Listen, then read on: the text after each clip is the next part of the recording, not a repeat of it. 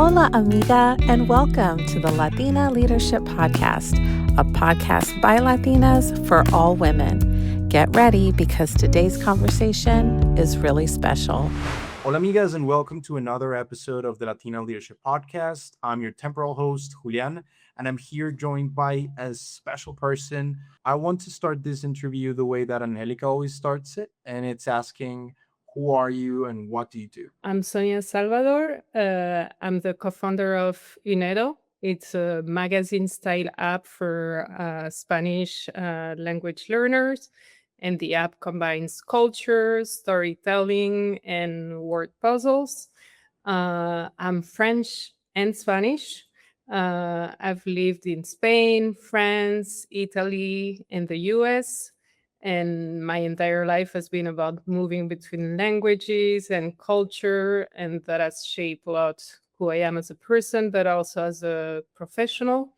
I've been working communications for more than 20 years now. And before starting at Unedo, I've always been working in communications, but in different environments. So I started my career in digital agencies during the early internet, let's put it that way, in the 2000s. Then I went to work for Ray-Ban. I also worked for an NGO and then as a strategy consultant. But across all of my experiences, the common thread has been always culture, storytelling, and understanding how people connect. That's great. So, would you mind walking me through the app? How does the app work? What inspired you on building the app? So the app, we are two founders. My co-founder is Olivier. We both have been living abroad, like in different countries. So we have been learning different languages, and we realized that basically language is not just about vocab and grammar, but about the culture and having the cultural references. And we were not finding anything on the market to fit that personal need. So that's how we decided to create the app. So the way it works, it's centered around what we call sparks. That are basically articles that unpack a variety of topics that can be about food, that can be about movies, about TV shows, about customs, about history, everything you basically need to discover not just the language, but the culture. And everything is written by local writers that we have in different countries. So in Mexico, Colombia, Peru, Spain, so across the Spanish-speaking world. And we also have, like, obviously tools as people are learning Spanish to make sure that that helps to unpack those cultural nuggets, let's put it that way, that we share, and word puzzles. But yeah, the focus is really about learning language through the culture and vice versa. And I think that's wonderful because for the most part, I think that language is such a cultural experience, right? Like it's Yeah. always catered to the place that you live in and the way that people speak. Because the Spanish from Chile is very different than Spanish from Mexico or the Spanish Yeah. from Colombia. So I like that experience of making it a cultural thing rather than just learning grammar and that's it.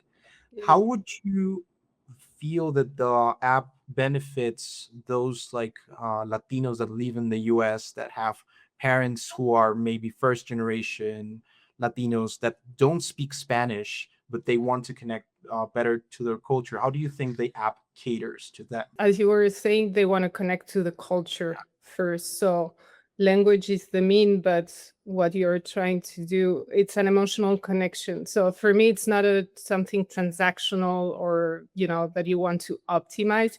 Is first, it comes, I will say, out of love.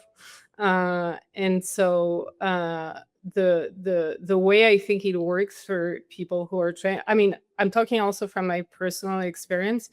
when you're not connected, it's hard to stay connected to the culture when you don't live in the country of the Yeah. culture.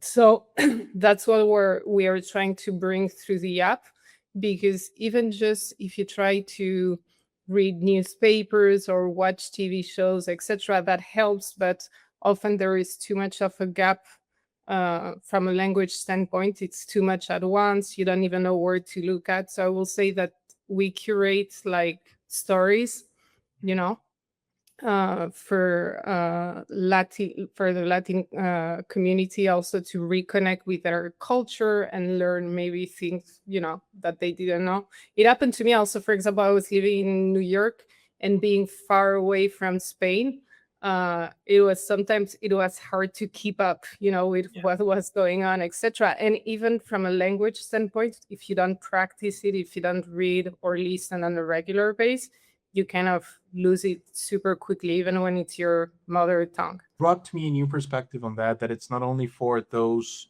who want to connect with the culture of their parents or their grandparents, but also for those grandparents that live in the US or live far away Yeah, and want to revisit something that's culturally resonant to them. yeah, It's a way to connect yeah, more, just in a more human way. And I think that yeah. that's really cool. I do have to ask, in terms of how can you adapt to so many different ways of speaking Spanish or ways to understand Spanish? That's an interesting one, because, first of all, Spanish is not a monolithic language. I mean, no language is monolithic. Even within a country, you have different accents, you have different expressions, etc. Um, and Spanish in particular, because it's spoken by 500 million people worldwide in so many different countries and regions. It's constantly evolving.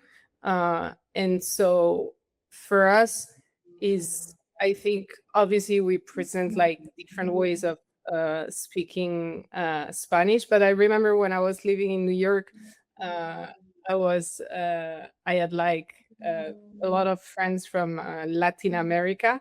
And Yeah. for example, to say, a block for a building, like a block in Manhattan, you have blocks. They were saying cuadra. And for me from Spain, I was like, what's cuadra? Because I say manzana, and I ended up saying cuadra. I was saying cuadra, and even when I went back to Spain.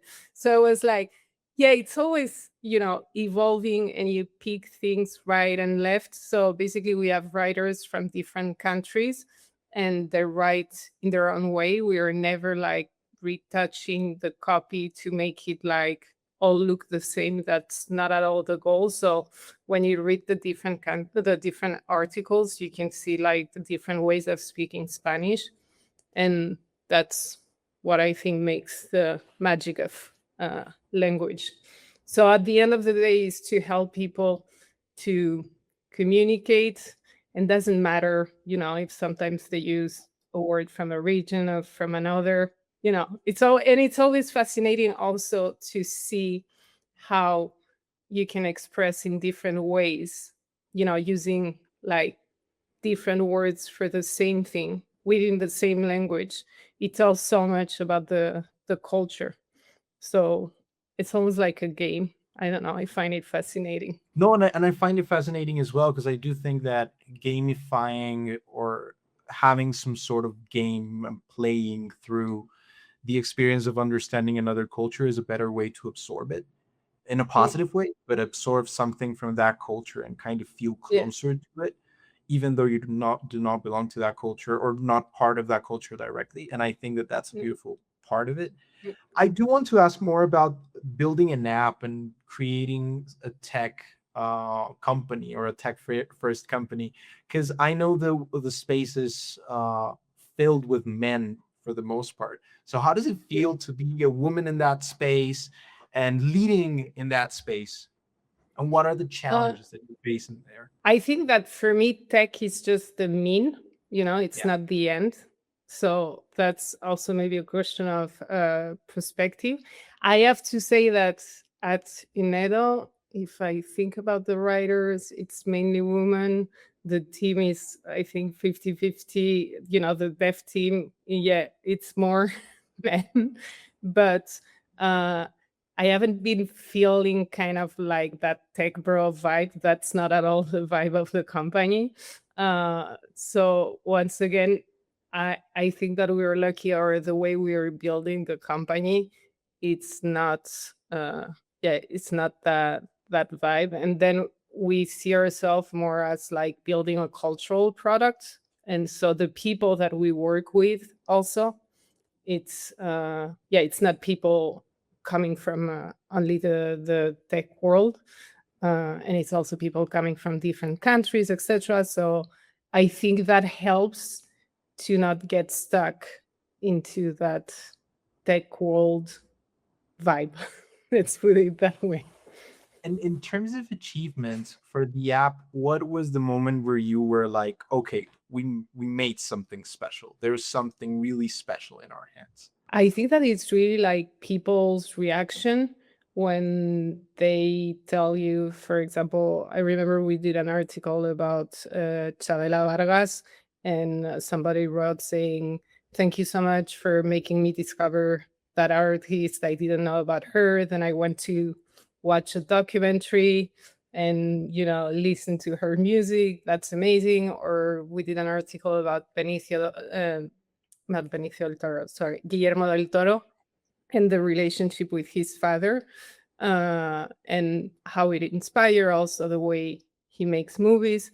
And somebody wrote saying, "Oh, I read your article before watching Frankenstein, and I understood so many things through what you told us." So I think that is, yeah, everybody sharing their experience about Mhm. how it helped them discover things, how we are basically also kind of an entry point for people then to go look for other things. So for me, that's what's, it's a moment where you say, okay, you have a special product because people really connect with the content, and it makes them go explore other things. And what are the challenges that come with that? Like with building something as big as new? The challenge is obviously is like creating any product slash company is like you need to do so many things at once. I think that it's also about testing and sometimes failing. So far, we have been pretty lucky, to be completely honest, because yeah, we have been receiving so many positive feedback.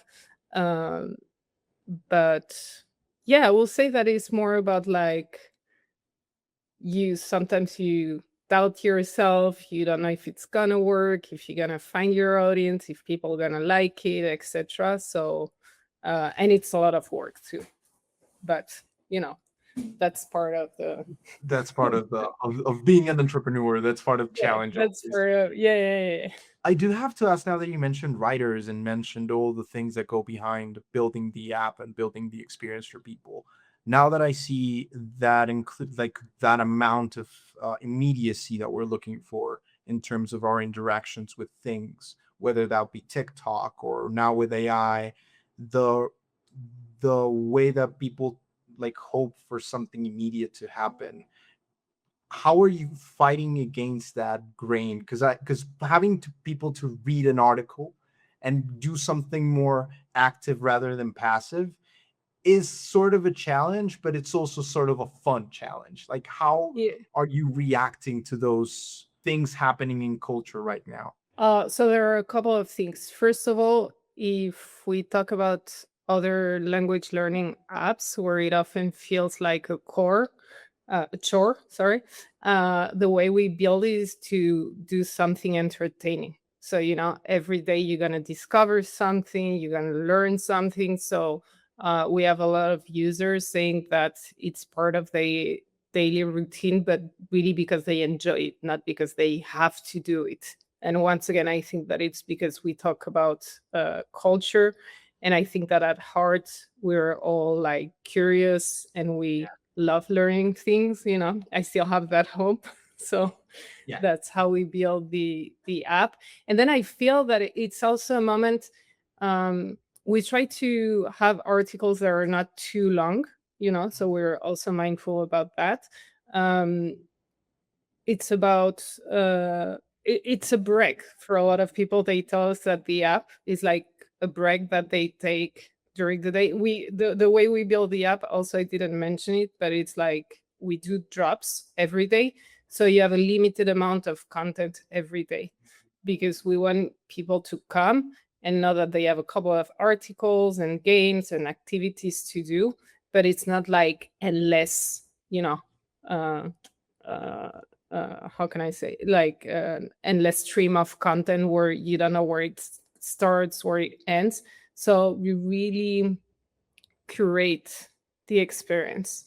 So that you're coming for a limited time uh, each day, and then you come back the next day, and that's how we build it in a way, because we don't want people to feel overwhelmed or also have what I call choice paralysis, where there is so much that you're like, I don't know where to start, I don't know what to do. So um, that's something that we thought very thoroughly since the beginning, about how to build it. Yeah. Well, now that you mentioned competitor apps, it's how do you, when you were building the app, were you thinking about the competitors often? Not so much, because we built the app because we were not finding as users what we wanted.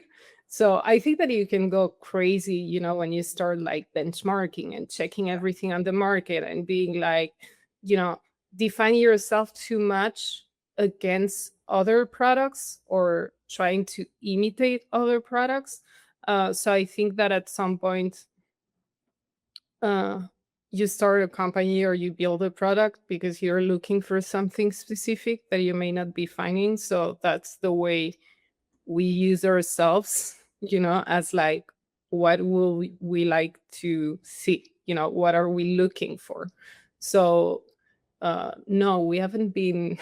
We're not looking too much at the competitors. Obviously we know what exists, but and that's also feedback that we have been receiving a lot from users, is like, oh, this like no other app that I've been using for language learning. And sometimes some of the users, and that's something that I noticed with language learning, they use multiple apps or ways of learning. So we are not trying to cover every single need. For example, if you want like something that is just about grammar, that's not with us, and that's fine. um, but yeah, I think that it's really about finding your line in a way, and just going that way and finding your audience. But I think that that's a wonderful lesson for entrepreneurs, because for the most part, you listen to a lot of people mention that like you need to benchmark, you need to see the opportunities of the market, you need to see all these other things, but also trusting that gut instinct of being like, this is what I like this is what I Yeah, think is best for the experience, is also worth it, and it's also worth the shot to try something different and yeah, see if that sticks and see how it yeah. works. I do and think that that's a really good lesson. and I think that's also the beauty of the internet, is that if there is something that you like, you're gonna find a community somewhere, that likes that same thing. We are connected to so many people. So um I think that, yeah, it's really about, because if you go benchmarking, you can go crazy, and at the end of the day, it's a lot of noise. And I also think that you have the risk to uh just do like something that already exists, you know so at some point, it's like, what are you looking for? Build what you're looking for, and you're gonna find your audience. If you like it, somebody else gonna like it. It does give a solid case for originality, right? Like Yeah, taking it from that perspective gives a solid case that the only way to make truly original things or truly original ideas comes from the need that we have to do something different yeah, and to yeah, have that different experience. And I do yeah, think that for our listeners and for entrepreneurs, that is very valuable to understand and to know, especially yeah. when building something out of the ground. Yeah, I think that you always need to listen to what's the cultural context you're working in or building a product, that for sure. But That's just understanding people, etc. But that's different from just looking at the competitors. That's a totally different approach. So for me, yes, it's being aware of the cultural context, but then within that cultural context, whatever feels right for you, go for it, basically. And I'm going to tie that back to the app and the experience for Latinos specifically, because you mentioned that if you're looking for a grammar, learning the perfect way to do things, that's probably not going to be you. But I do think that language is evolving to a way that people are not caring that much about it. Like the sense of conversational language, whether that be English, Mm, Spanish, French, to it depends a lot more on the way that you express yourself and the way that you mm, communicate rather than the grammar you're including mm. into it. What was the like the drive that took you to make that decision? Like, it's not going to be grammar for us, it's going to be more of a casual conversational day-to-day use of language. First of all, because there are already products that do that, even just books, there are also Yeah. really great books, there are apps.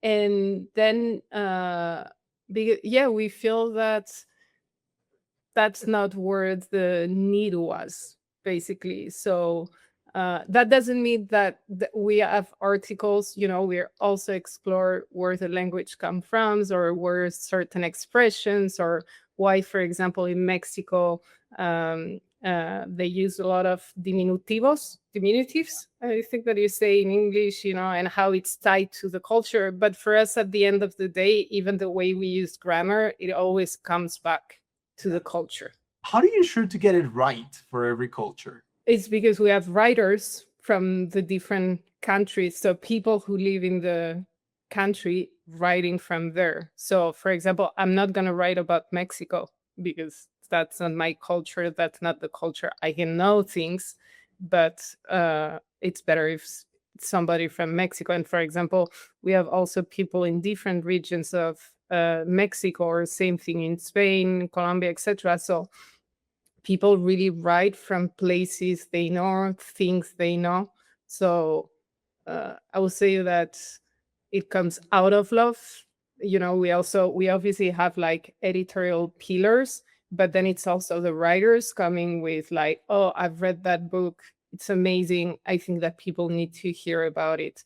Or there is this new TV show that everybody's crazy about or talking about in Mexico, I want to write about it. So that's how the editor in chief, for example, she's Mexican. So we also have like different perspective, with also the different writers. So it's never a single voice speaking. It's really interesting because when you think app, the first thing that comes to your mind is devs, right? It's going to be tech. And but now that I'm having this conversation with you, it feels way closer to newspapers, magazines, which you mentioned in the beginning of the Yeah. conversation. And I do think that that's so fascinating right now. But let's Yeah. say I want to learn about more about Mexican culture and I want to kind of immerse myself in that culture. Have you had cases of people from other cultures being like, you know what, I'm Latino, I'm going to learn more from this culture? So what people are interested is that they're learning different cultures and the interconnection between the cultures. Because at the end of the day, as we share one language, it's also fun to be able to compare. What I always talk about with the writers, sometimes when they bring stories that seem obvious to them, I'm like, I don't understand. What is that? Where it comes from. So even if you're interested in learning about Mexican culture, but you're going to read something about Peru that's going to give you a perspective on something about the Mexican culture, because yeah, it's connected. People haven't been asking for like, oh, I want to learn only about that one culture. They have been more about like, oh, I'm discovering tons of things, right and left, in a sense. And I think we're approaching the end of our interview, but what I want to ask is something that Angelica always asks at the end of each episode, and it's if you consider yourself a leader, why or why not?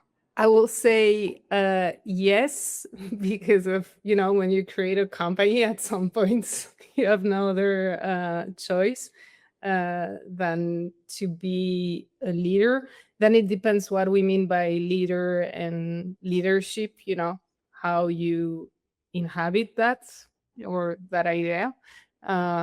So I will say that in the position that I have now, but also in positions that I have in the past, at the end of the day, the most exciting part is like finding the right people to work with and be able to understand what are their talents and help them to really find their way and grow. It's also paving the way for the people coming after you.